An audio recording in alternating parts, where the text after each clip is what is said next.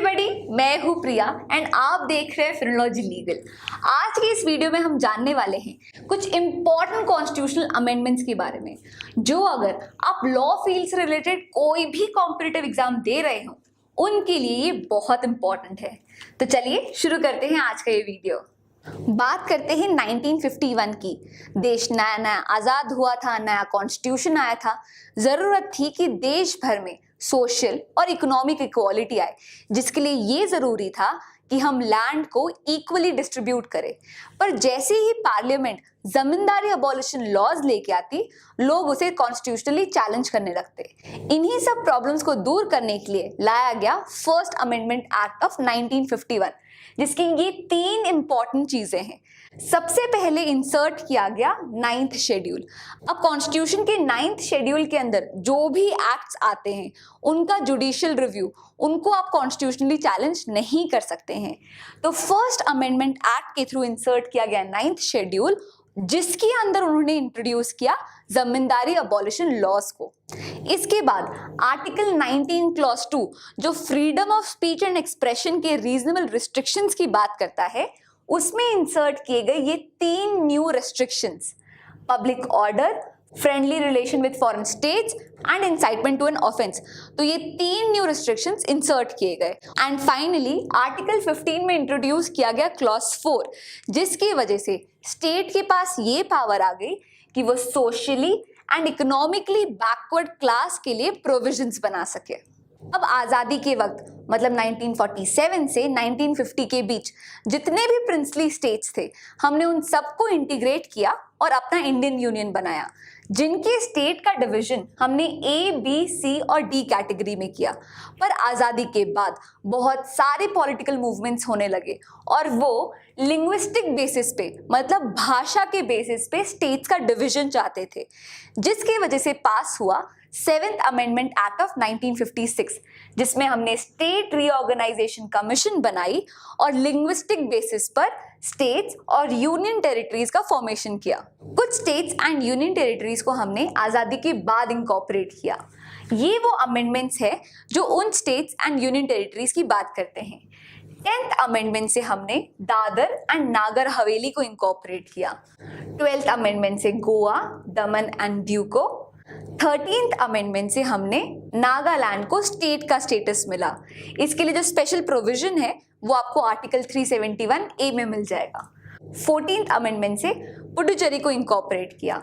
वहीं 22nd amendment में आसाम से मेघालय को अलग करके उसे एक सेपरेट स्टेट का स्टेटस दिया और 36th अमेंडमेंट से सिक्किम को स्टेट का स्टेटस मिला। 24th अमेंडमेंट एक्ट के जस्ट पहले आया था गोलकनाथ केस का जजमेंट, जिसके जजमेंट से पार्लियामेंट काफी नाराज था। उन्होंने मेनली ये तीन चीज कही।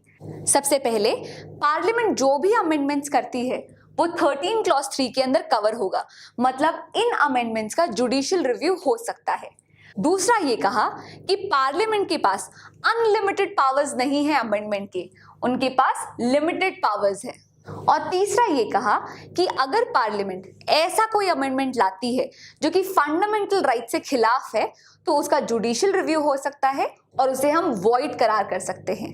अब इस जजमेंट से पार्लियामेंट की जो अनलिमिटेड पावर्स थी वो खत्म होते जा रही थी, पर पावर में थी इंदिरा गांधी की गवर्नमेंट, जो कि हमेशा से ये चाहती थी कि हमेशा पार्लियामेंट सुप्रीम रहे, जुडिशरी या एग्जीक्यूटिव नहीं।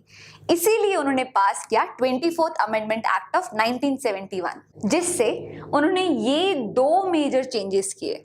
सबसे पहले तो उन्होंने आर्टिकल 13 में क्लॉज 4 और इसी के तरह आर्टिकल 368 में क्लॉज 3 ऐड कर दिया। इन दो न्यू इंसर्शन की वजह से अब पार्लियामेंट चाहे तो कॉन्स्टिट्यूशन का कोई भी पार्ट, इवन फंडामेंटल राइट भी अमेंड कर सकते थे। उनकी पावर्स पर कोई रेस्ट्रिक्शन नहीं थी। दूसरा चेंज उन्होंने ये किया कि इस अमेंडमेंट का कॉन्स्टिट्यूशनल बिल जब प्रेसिडेंट के पास जाएगा तो प्रेसिडेंट को इस कॉन्स्टिट्यूशनल बिल को रैटिफाई करना ही पड़ेगा। उनकी असेंट कंपलसरी थी, वो उसे मना नहीं कर सकते। 38th और 39th अमेंडमेंट इमरजेंसी से रिलेटेड है। 38th अमेंडमेंट से पहले अगर प्रेसिडेंट आर्टिकल 352 के थ्रू नेशनल इमरजेंसी जारी करते हैं तो उनकी जो रीजनिंग है उसे क्वेश्चन किया जा सकता था। पर 38th अमेंडमेंट के बाद आर्टिकल 123 क्लॉज 4 इंसर्ट कर दिया गया और ये कहा कि प्रेसिडेंट जिन भी रीजंस की वजह से इमरजेंसी ला रहे हैं वो रीजंस फाइनल और कंक्लूसिव रहेगा, उसका कोई चैलेंज नहीं हो सकता। और उसी तरह जब इलाहाबाद हाई कोर्ट में ऑलरेडी इंदिरा गांधी के इलेक्शन को लेके केस चल रहा था, तब उन्होंने 39th अमेंडमेंट एक्ट पास किया और इलेक्शन डिस्प्यूट्स किस तरह से सॉल्व होते हैं उसे ही बदल दिया। 39th अमेंडमेंट के बाद president, vice president, prime minister और स्पीकर, इन 4 पोस्ट को लेके कोर्ट में कोई क्वेश्चनिंग नहीं हो सकती, कोई केस नहीं हो सकता। अब बात करते हैं सबसे कंट्रोवर्शियल और सबसे डिबेटेबल अमेंडमेंट की, 42nd अमेंडमेंट एक्ट। इस अमेंडमेंट ने कॉन्स्टिट्यूशन के इतने प्रोविजंस चेंज किए कि इसे मिनी कॉन्स्टिट्यूशन भी कहा जाता है। ध्यान रखिए कि ये अमेंडमेंट तब लाया गया जब ऑलरेडी इमरजेंसी चल रही थी, तब जब maximum opposition leaders already jail में थे। पावर में थी इंदिरा गांधी की गवर्नमेंट और इस बार उनका मकसद था कि वो सुप्रीम कोर्ट और हाई कोर्ट की पावर्स को पार्लियामेंट या प्राइम मिनिस्टर ऑफिस के पास ट्रांसफर करे। चलिए देखते हैं कि 42nd अमेंडमेंट से क्या क्या चेंजेस आए। इसने प्रियम्बल में ये 3 नए वर्ड्स ऐड किए, सोशलिस्ट, सेक्युलर और इंटेग्रिटी। साथ ही में एक नया पार्ट 4A ऐड किया जो फंडामेंटल ड्यूटीज से डील करता है। इसके साथ ही आर्टिकल 368 में क्लॉज 4 ऐड किया, जिससे अब अगर पार्लियामेंट कोई भी अमेंडमेंट पास करती है तो उसका जुडिशियल रिव्यू नहीं हो सकता। लोकसभा का टेन्योर 5 साल से बढ़ाकर 6 साल कर दिया। साथ ही में सुप्रीम कोर्ट और हाई कोर्ट के रिट जुरिस्डिक्शन को स्ट्रिक्टली कर्टेल किया। लास्टली एक नया आर्टिकल 31D ऐड किया जो prohibition of anti national activities की बात करता है। इससे पार्लियामेंट के पास ये पावर आ गई थी कि वो एंटी नेशनल एक्टिविटीज से डील करने के लिए कैसे भी लॉज लागू कर सकती थी, फंडामेंटल राइट से वॉयलेटिव भी। 44th अमेंडमेंट लाया गया था ताकि वो 42nd अमेंडमेंट में जो भी चेंजेस किए गए थे उसे दूर कर सके। ये अमेंडमेंट जब इंटरनल इमरजेंसी खत्म हो गई थी तब लाई गई थी। इसके मेजर चेंजेस देखते हैं। सबसे पहले तो इसे राइट टू प्रॉपर्टी को फंडामेंटल राइट से हटाकर एक कॉन्स्टिट्यूशनल राइट कर दिया था। दूसरा, सुप्रीम कोर्ट और हाई कोर्ट के रिट जुरिस्डिक्शन को रिस्टोर किया था। तीसरा, आर्टिकल 352 के अंदर नेशनल इमरजेंसी प्रोक्लेम करने का जो एक ग्राउंड था, इंटरनल डिस्टर्बेंस, उसको बदलकर आर्म्ड रिबेलियन कर दिया। साथ ही ये भी कहा कि इमरजेंसी के दौरान भी आर्टिकल 20 और 21 को सस्पेंड नहीं किया जा सकता। नेक्स्ट, नेशनल इमरजेंसी डिक्लेयर करने के लिए अब सिर्फ सिंपल नहीं, स्पेशल मेजॉरिटी की जरूरत पड़ेगी। और फाइनली आर्टिकल 352 में क्लॉज 5 ऐड किया, जिस वजह से सुप्रीम कोर्ट के पास जुडिशियल रिव्यू करने की पावर फिर से आ गई। अब क्विकली 52nd और 61st अमेंडमेंट को भी देख लेते हैं। 52nd अमेंडमेंट में 10th शेड्यूल को ऐड किया गया, जिसके थ्रू एंटी डिफेक्शन लॉ मतलब दल बदला कानून पास करवाया गया। और 61st अमेंडमेंट से आर्टिकल 326 को अमेंड किया गया जो यूनिवर्सल एडल्ट फ्रेंचाइजी की बात करता है। इस अमेंडमेंट से ही हमारी वोटिंग एज 21 ईयर्स से घटकर 18 ईयर्स हो गई। 73rd अमेंडमेंट से पंचायत सिस्टम को कॉन्स्टिट्यूशनल स्टेटस मिला। कैसे? क्योंकि इसी अमेंडमेंट के बाद पंचायती राज बिल अडॉप्ट किया गया। कॉन्स्टिट्यूशन में पार्ट 9 ऐड किया जिसका नाम था पंचायत। साथ ही में इंसर्ट हुआ 11th शेड्यूल जिसमें पंचायत से रिलेटेड 29 आइटम्स है। इसी तरह 74th अमेंडमेंट से नगर पालिका बिल अडॉप्ट किया गया। कॉन्स्टिट्यूशन में पार्ट 9A इंसर्ट किया गया जिसका नाम था म्युनिसिपैलिटी। साथ ही में इंसर्ट किया गया 12th शेड्यूल जिसमें म्युनिसिपैलिटी से रिलेटेड 18 आइटम्स है। अब देखते हैं 86th अमेंडमेंट को जिसने ये 3 मेजर प्रोविजंस ऐड किए। सबसे पहले आर्टिकल 21A जो कि एक फंडामेंटल राइट है।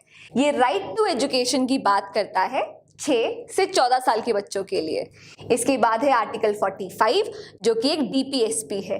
ये कहता है कि 6 साल तक के जो बच्चे हैं उनके लिए स्टेट चाइल्डहुड केयर और एजुकेशन प्रोवाइड करेगा। और थर्ड है आर्टिकल 51A जो कि एक फंडामेंटल ड्यूटी है। ये 6 से 14 साल के बच्चों के पेरेंट्स और गार्जियंस पे एक ड्यूटी इंपोज करता है कि ये इन बच्चों को एजुकेशन की अपॉर्चुनिटी प्रोवाइड करें। 2005 में सुप्रीम कोर्ट ने पीए नामदार केस में जजमेंट दिया और ये कहा कि जो भी अनएडेड कॉलेजेस होते हैं, माइनॉरिटी हो या अदरवाइज, उनमें पार्लियामेंट रिजर्वेशन इंपोज नहीं कर सकती। सुप्रीम कोर्ट के इस जजमेंट से नाखुश होकर पार्लियामेंट ने पास कर दिया 93rd अमेंडमेंट एक्ट और ये कहा कि केवल प्राइवेट अनएडेड कॉलेजेस जो कि माइनॉरिटी इंस्टीट्यूशंस है, सिर्फ इनमें रिजर्वेशन अप्लाई नहीं होगा। बाकी सारे कॉलेजेस, चाहे वो प्राइवेट हो, एडेड हो या अनएडेड हो, उन सब में सोशली और इकोनॉमिकली बैकवर्ड क्लास के लिए रिजर्वेशन एप्लीकेबल होगा। और इसी के लिए उन्होंने आर्टिकल 15 में इंसर्ट कर दिया क्लॉज 5। अब 99th अमेंडमेंट इसलिए लाया गया था ताकि वो सालों पुराना कोलेजियम सिस्टम को हटा सके और उसके बदले एनजैक मतलब national judicial appointment commission setup कर सके। ये दोनों ही सिस्टम सुप्रीम कोर्ट और हाई कोर्ट के जजेस सिलेक्शन के लिए यूज किए जाते थे।